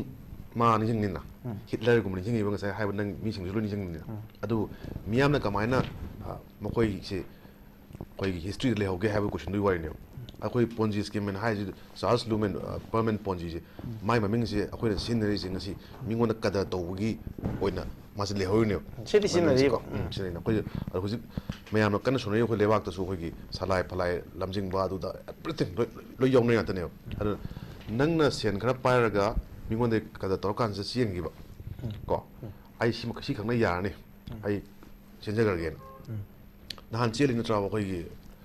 ꯀꯣꯟꯃꯦꯟꯗꯁꯨ ꯗꯦꯜꯂꯤꯗ ꯆꯦꯜꯂꯤꯁꯦ ꯑꯗꯨꯅ ꯑꯩꯅ ꯂꯥꯛꯆꯔꯤꯕ ꯄꯣꯏꯟꯇꯤ ꯅꯪꯅ ꯃꯤꯉꯣꯟꯗ ꯀꯗꯔ ꯇꯧꯔꯀꯥꯟꯁꯤꯗ ꯐꯛꯑꯒ ꯆꯦꯜꯂꯀꯥꯟꯁꯤꯗ ꯑꯥꯗ ꯅꯨꯡꯉꯥꯏꯅ ꯂꯩꯈꯤꯕ ꯑꯃ ꯑꯗꯨꯕꯨ ꯃꯗꯨꯒꯤ ꯄꯣꯠꯇꯨꯗ ꯏꯁꯨ ꯂꯩꯔꯤꯁꯤꯗꯤ ꯏꯟꯗꯤꯌꯥꯗ ꯑꯃꯗꯤ ꯃꯅꯤꯄꯨꯔꯗ ꯃꯣꯏꯁꯦ ꯂꯣꯅ ꯂꯥꯝꯕ ꯐꯪꯗꯦ ꯍꯥꯏꯕꯒꯤ ꯄꯣꯠ ꯑꯃꯗꯤ ꯑꯩꯈꯣꯏꯅ ꯌꯥꯝ ꯐꯖꯅ ꯎꯔꯦꯅꯦ ꯍꯧꯖꯤꯛꯁꯦ ꯑꯗꯨꯕꯨ ꯃꯥꯒꯤ ꯗꯤꯁꯤꯖꯟꯒꯤ ꯋꯥꯔꯤꯅꯤ ꯕꯠ ꯂꯥꯁꯇꯗꯤ ꯑꯩꯈꯣꯏꯒꯤꯁꯨ ꯂꯩꯔꯤꯕ ꯁꯤꯁꯇꯦꯝ ꯍꯥꯏꯁꯦ ꯃꯤꯌꯥꯝꯒꯤ ꯂꯩꯔꯤꯕ ꯑꯩꯈꯣꯏꯒꯤ ꯃꯅꯤꯄꯨꯔ ꯈꯛꯇꯒꯤ ꯋꯥ ꯅꯠꯇꯦ ꯑꯩꯈꯣꯏꯒꯤ ꯔꯥꯏꯠ ꯇꯨ ꯂꯥꯏꯐ ꯍꯥꯏꯅ ꯀꯣꯟꯁꯇꯤꯇ꯭ꯌꯨꯁꯟꯁꯨ ꯄꯤꯀꯣ ꯃꯣꯏꯅ ꯑꯥꯔꯇꯤꯀꯜ 21 ꯑꯗꯨꯗ ꯄꯤꯔꯤ ꯃꯌꯥꯝꯁꯤꯗ ꯑꯗꯒꯤ ꯃꯤ ꯃꯌꯥꯝ ꯉꯥꯛꯀꯗꯕꯅꯤ ꯍꯥꯏꯅ ꯍꯥꯏꯔꯤꯕꯁꯤꯡꯁꯦ ꯁꯤ ꯉꯥꯛꯄꯒꯤ ꯊꯧꯗꯥꯡꯁꯦ ꯉꯁꯥꯏꯒꯤ ꯍꯥꯏꯖꯔꯤꯕ ꯁꯂꯥꯏꯗ ꯊꯥꯗꯔꯨꯕ ꯁꯦꯟꯐꯝ ꯑꯩꯈꯣꯏꯒꯤ ꯑꯍꯟ ꯔꯤꯇꯥꯌꯔꯃꯦꯟ ꯆꯠꯂꯕꯀꯣ ꯑꯩꯈꯣꯏꯁꯨ ꯃꯤꯠꯇꯒꯤ ꯄꯤ ꯇꯥꯒꯦ ꯇꯧꯋꯦ ꯍꯥꯏꯇꯥꯔꯒꯗꯤ ꯃꯌꯥꯝꯗꯨꯒꯤ ꯇꯦꯁꯇꯤꯃꯣꯅꯤꯗ ꯇꯥꯕ ꯀꯥꯟꯁꯤꯗ ꯃꯇꯝꯗꯨꯗꯗꯤ ꯃꯦꯗꯤꯌꯥ ꯑꯝꯇꯅ ꯀꯣꯚꯔ ꯇꯧꯈꯤꯗꯦ ꯁꯂꯥꯏꯒꯤ ꯑꯋꯥꯕꯁꯤꯡꯒꯤ ꯇꯧꯔꯤꯕ ꯂꯝꯖꯤꯡꯕꯒꯤ ꯂꯩꯔꯤꯕꯁꯤꯡ ꯃꯌꯥꯝ ꯇꯧꯔꯤꯕ MDFI ꯇꯧꯔꯤꯕ ꯃꯌꯥꯝꯁꯤ ꯍꯧꯖꯤꯛ ꯈꯛꯇꯅꯦꯕ ꯇꯧꯔꯛꯏꯁꯦ ꯑꯗꯣ ꯃꯗꯨꯒꯤ ꯃꯇꯝꯗꯨꯗꯤ ꯑꯍꯟ ꯑꯃꯅ ꯃꯥꯒꯤ ꯄꯨꯟꯁꯤ ꯂꯣꯏꯔꯕ ꯀꯥꯟꯗ ꯃꯥꯅ ꯊꯕꯛ ꯇꯧꯖꯔꯨꯕꯒꯤ ꯃꯥꯒꯤ ꯔꯤꯇꯥꯌꯔꯃꯦꯟ ꯁꯦꯟꯐꯝꯗꯣ ꯑꯗꯨꯗꯨ ꯄꯨꯔꯒ ꯃꯥꯡꯈ꯭ꯔꯦ ꯃꯥꯅ ꯊꯥꯗꯔꯨꯕꯗꯒꯤ ꯍꯣꯏ ꯅꯍꯥ ꯑꯣꯏꯇꯥꯔꯒꯗꯤ ꯍꯣꯠꯅꯕ ꯌꯥꯏ ꯅꯪ ꯇꯥꯟꯕ ꯌꯥꯏꯀꯣ ꯑꯗꯨꯕꯨ ꯄꯨꯟꯁꯤꯗ ꯏꯟꯁꯄꯥꯏꯔꯦꯁꯟ ꯄꯤꯕ ꯀꯥꯡꯕꯨ ꯃꯌꯥꯝ ꯑꯃꯁꯨ ꯂꯩ ꯃꯈꯨꯠ ꯇꯦꯛꯄ ꯄꯦꯔꯥꯂꯦꯝꯄꯤꯛꯁ ꯑꯃ ꯂꯩꯕꯗꯣ ꯑꯩꯗꯤ ꯔꯤꯌꯦꯜ ꯑꯦꯊꯂꯤꯠꯁꯇꯩ ꯃꯣꯏꯅ ꯍꯦꯟꯅ ꯀꯩꯅꯣ ꯇꯧꯋꯦꯕ ꯑꯦꯗꯃꯥꯏꯔ ꯇꯧꯖꯩꯕ ꯀꯩꯅꯣ ꯃꯈꯨꯠ ꯌꯥꯎꯗꯕ ꯅꯨꯄꯥꯅ 10 ꯀꯧꯈꯥꯏꯔꯤꯗꯣ ꯑꯗꯨꯒꯤ ꯊꯧꯅꯥꯗꯨꯒꯤ ꯋꯥꯔꯤꯅꯦꯕ ꯑꯗꯨ ꯇꯥꯔꯒꯗꯤ ꯈꯨꯠꯁꯨ ꯄꯥꯜꯂꯤ ꯀꯣꯛꯁꯨ ꯄꯥꯜꯂꯤ ꯑꯩꯈꯣꯏꯅ ꯊꯕꯛ ꯁꯨꯕ ꯅꯣꯝꯕ ꯀꯩꯁꯨ ꯀꯥꯏꯗꯦ ꯑꯗꯨ ꯉꯁꯥꯏ ꯑꯍꯟ ꯑꯣꯏꯔꯕ ꯃꯥꯒꯤ ꯆꯍꯤ ꯂꯣꯏꯔꯕ ꯄꯨꯟꯁꯤꯒꯤ ꯕꯦꯁ ꯑꯣꯐ ꯗ ꯕꯦꯁꯁꯦ ꯃꯥꯅ ꯄꯤꯔꯕ ꯃꯇꯨꯡꯗ ꯃꯥꯒꯤ ꯄꯩꯁꯥ ꯐꯪꯖꯔꯨꯕ ꯈꯔꯗꯣ ꯃꯥꯅ ꯊꯥꯖꯔꯨꯕꯗꯒꯤ ꯄꯨꯟꯁꯤꯒꯤꯗ ꯑꯦ ꯄꯣꯏꯟ ꯑꯣꯐ ꯅꯣ ꯔꯤꯇꯔꯟ ꯂꯩꯕ ꯃꯤ ꯃꯌꯥꯝ ꯑꯃ ꯂꯩꯕ ꯃꯥꯏ ꯄꯣꯏꯟ ꯏꯁ ꯃꯅꯤꯄꯨꯔꯗꯗꯤ ꯁꯤꯒꯨꯝꯕ ꯂꯩꯕ ꯑꯩꯈꯣꯏꯒꯤ ꯈꯨꯟꯅꯥꯏꯁꯤꯗꯗꯤ ꯑꯩꯈꯣꯏ ꯃꯁꯦꯟ ꯃꯤꯌꯥꯝꯗꯒꯤ ꯑꯃ ꯐꯣꯏꯗꯅ ꯂꯥꯛꯇꯅ ꯈꯣꯠꯇꯅ ꯇꯧꯔꯤꯕ ꯀꯗꯔ ꯇꯧꯔꯤꯕ ꯄꯣꯠꯁꯤꯡꯁꯦ ꯑꯩꯈꯣꯏꯒꯤ ꯁꯤꯒꯤ ꯖꯒꯥ ꯃꯐꯝꯁꯤꯗꯗꯤ ꯌꯥꯔꯤꯉꯩ ꯇꯧꯕꯤꯗꯅꯕ ꯑꯦꯄꯤꯜ ꯑꯃ ꯑꯦꯠ ꯗ ꯁꯦꯝ ꯇꯥꯏꯝ ꯃꯤꯌꯥꯝꯅꯁꯨ ꯏꯟꯚꯦꯁ ꯇꯧꯗ꯭ꯔꯤꯉꯩꯁꯤꯗ ꯅꯠꯇ꯭ꯔꯒ ꯀꯩꯅꯣꯝꯃ ꯈꯣꯡ ꯊꯥꯡꯖꯤꯟꯗ꯭ꯔꯤꯉꯩꯁꯤꯗ 9-10 ꯊꯣꯛꯅ ꯈꯜꯍꯧꯕ ꯃꯊꯧ ꯇꯥꯕ꯭ꯔꯥ ꯍꯥꯏꯅ ꯊꯝꯖꯒꯦꯕ ꯃꯔꯝꯗꯤ ꯁꯤꯁꯦ ꯃꯤꯔꯥꯖꯅ ꯑꯩꯈꯣꯏꯅ ꯇꯧꯕꯁꯤ ꯑꯦꯗꯨꯀꯦꯁꯟ ꯃꯈꯜ ꯑꯃꯅꯤ media हाइबसे सोशलाइजिंग एजेंट अमनी and we are trying to educate the people. अखोई मणिपुर कन्वीनर है बने अखोई की इंटरेस्ट है अदुगा we are not a whistleblower